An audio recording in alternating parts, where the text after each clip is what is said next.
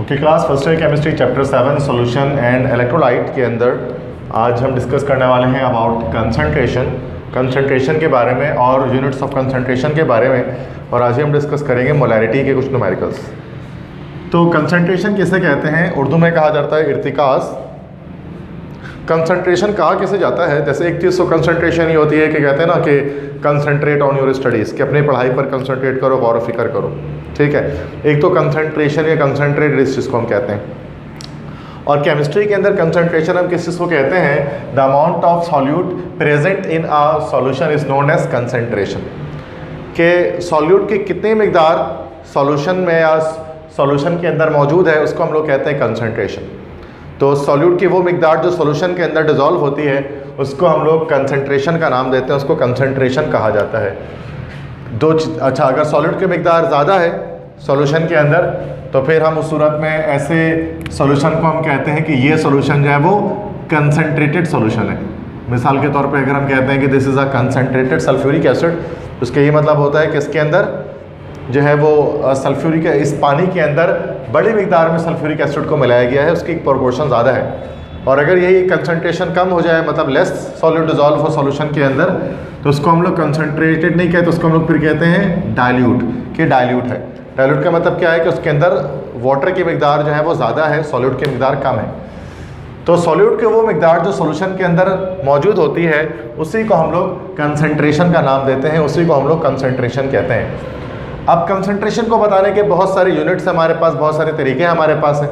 जैसे कि हमारे पास किचन में जब हम जाते हैं तो किचन में कंसंट्रेशन को बताने के लिए हमारे पास टेबल स्पून और टी स्पून होता है कि 4 टेबल स्पून आप जो है वो ये रेड चिली डाल दें या फिर हाफ़ टी स्पून आप सॉल्ट ऐड कर दें। तो वहाँ पर जो टेबल स्पून और टी स्पून होता है वो किचन के अंदर कंसंट्रेशन को बताने का एक यूनिट होती है, उसका एक ज़रिया होता है। लेकिन यही अगर आप बात करें केमिस्ट्री के अंदर, लैब के अंदर, तो वहाँ पर हम कंसंट्रेशन के लिए डिफरेंट तरह के यूनिट्स को इस्तेमाल करते हैं। कंसंट्रेशन को शो करने के लिए डिफरेंट तरह के यूनिट इस्तेमाल किए जाते हैं। ठीक है, तो उसके अंदर हम लोग फिर लाइक मोलैरिटी की बात करते हैं, मोलैलिटी की बात करते हैं, नॉर्मेलिटी की बात करते हैं, सॉल्युबिलिटी की बात करते हैं, मोल फ्रैक्शन की बात करते हैं, परसेंटेज कंपोजिशन की बात करते हैं। ये सारे के सारे हैं यूनिट्स ऑफ कंसंट्रेशन जिसमें हम किसी भी सॉल्यूशन के अंदर सॉल्यूट की कंसंट्रेशन को बता सकते हैं कि कितना सॉल्यूट सॉल्यूशन के अंदर मौजूद है। तो फर्स्ट हमारे पास होता है मोलैरिटी, या उसको मोलर कंसंट्रेशन कहते हैं, जिसकी यूनिट आपके पास कैपिटल M होती है, या उसकी यूनिट हम लोग कह सकते हैं मोल्स पर डेसीमीटर क्यूब होती है। ठीक है, मोलैरिटी क्या चीज़ होती है? It is actually the moles of solute dissolve पर लीटर ऑफ सॉल्यूशन।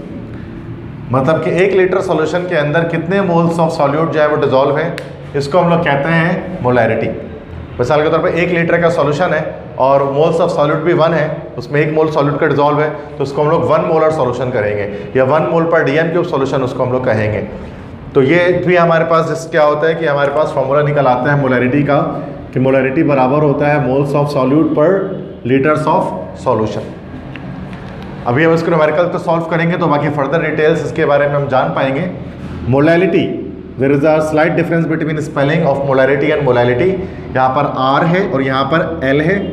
तो मोलैलिटी किसे कहते हैं? स्मॉल m से इसको शो किया जाता है। मोलर कंसंट्रेशन भी कहते हैं। It is actually the moles of solute dissolve पर kg ऑफ सॉल्वेंट। ये बताता है कि 1 किलोग्राम सॉल्वेंट के अंदर कितने मोल्स ऑफ सॉल्यूट डिजॉल्व है।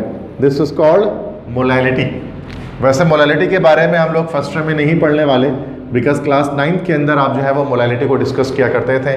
फर्स्ट टर्म में हम मोलैलिटी को डिस्कस करते हैं। ठीक है, नेक्स्ट है नॉर्मेलिटी। कैपिटल N से इसको शो किया जाता है नॉर्मेलिटी को।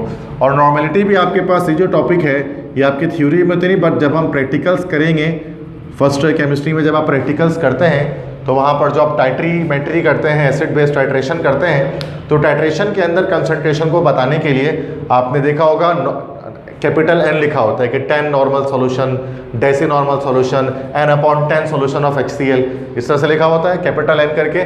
फॉर्मूला भी लिखते हैं तो N1V1 equal to N2V2 practical journal के अंदर। तो N से मुराद यहाँ पर होता है नॉर्मेलिटी।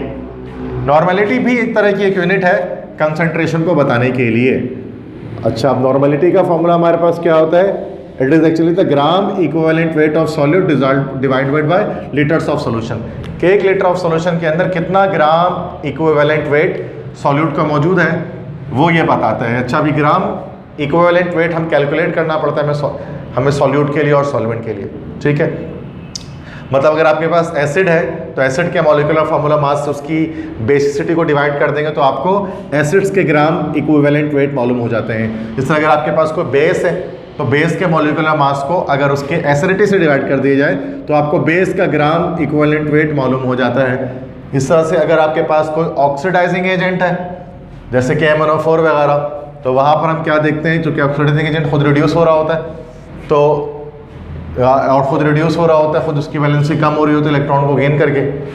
तो यहाँ पर ये चीज़ है कि ग्राम इक्विवेलेंट वेट ऑफ अगर कोई ऑक्सीडाइजिंग एजेंट है तो ऑक्सीडाइजिंग एजेंट के मॉलिक्यूलर मास से डिवाइड कर देंगे वो कितने इलेक्ट्रॉन्स को गेन कर रहा है। अगर रिड्यूसिंग एजेंट का इस्तेमाल का बात बताना है तो gram equivalent weight reducing agent का डिवाइड कर देंगे नंबर ऑफ इलेक्ट्रॉन्स लॉस्ट, कितने इलेक्ट्रॉन वो लॉस्ट कर रहा है। तो ये पूरी इसकी एक डिफरेंट कैलकुलेशन होती है नॉर्मेलिटी की। इसमें हमें क्या करना पड़ता है, किसी भी सॉल्यूट के ग्राम इक्विवेलेंट वेट को लीटर्स ऑफ सॉल्यूशन के अंदर जो है वो डिवाइड करना पड़ता है, तो हमें जो है वो नॉर्मेलिटी पता लग जाती है।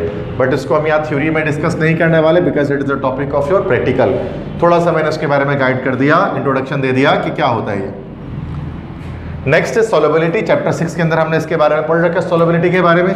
सॉल्युबिलिटी और मोलैरिटी में थोड़ा सा फर्क है। मोलैरिटी क्या चीज़ होती है, मोल्स ऑफ सॉल्यूट पर लीटर्स ऑफ सॉल्यूशन, और सॉल्युबिलिटी क्या कहता है भाई, ग्राम ऑफ सॉल्यूट डिसॉल्व्ड पर litre of solution.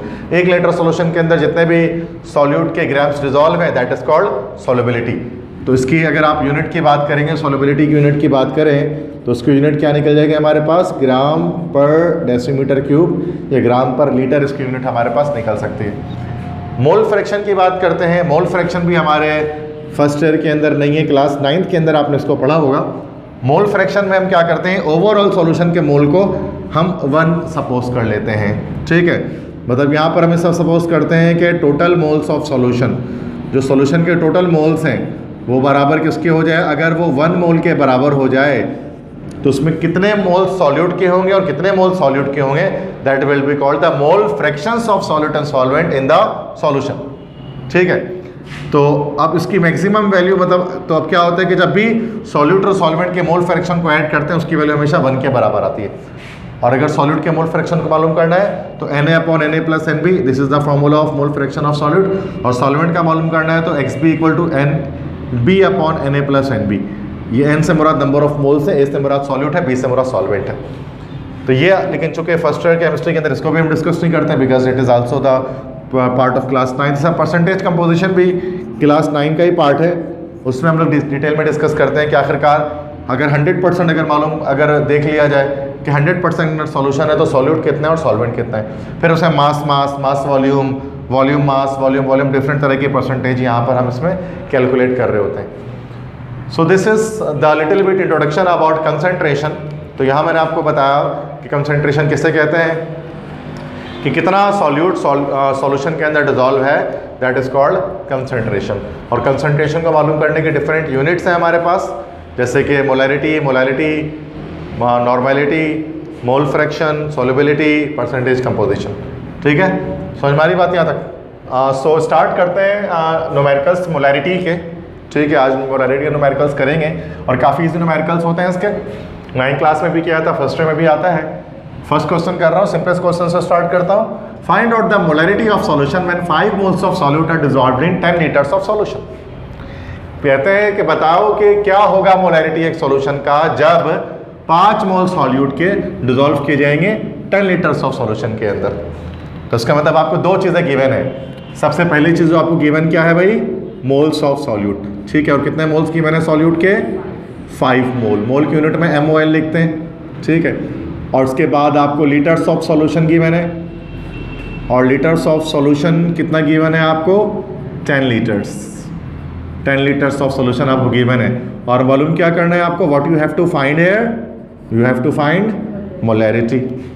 So data बन गया हमारे पास। Now we are going to do the solution. अब हम सॉल्यूशन करने वाले हैं। हमें पता है what formula we are going to use, we are going to use the formula of molarity. और मोलैरिटी के बारे में क्या पता है, मोलैरिटी का क्या फॉर्मूला होता है, moles of solute divide by liters of solution. But this is a very simple formula of molarity कि moles of solute को divide कर दिया आपने liters of solution से. Now you have to box up the formula. और अब हम values को पुट कर देते हैं. मोल्स ऑफ सॉल्यूट कितने हैं भाई? 5. लीटर्स ऑफ सॉल्यूशन कितने हैं? 10. तो 5 1 5, 5 2 10. तो यहाँ पर हमारे पास जो मोलैरिटी आ गई, this is equal to 0.5 molar.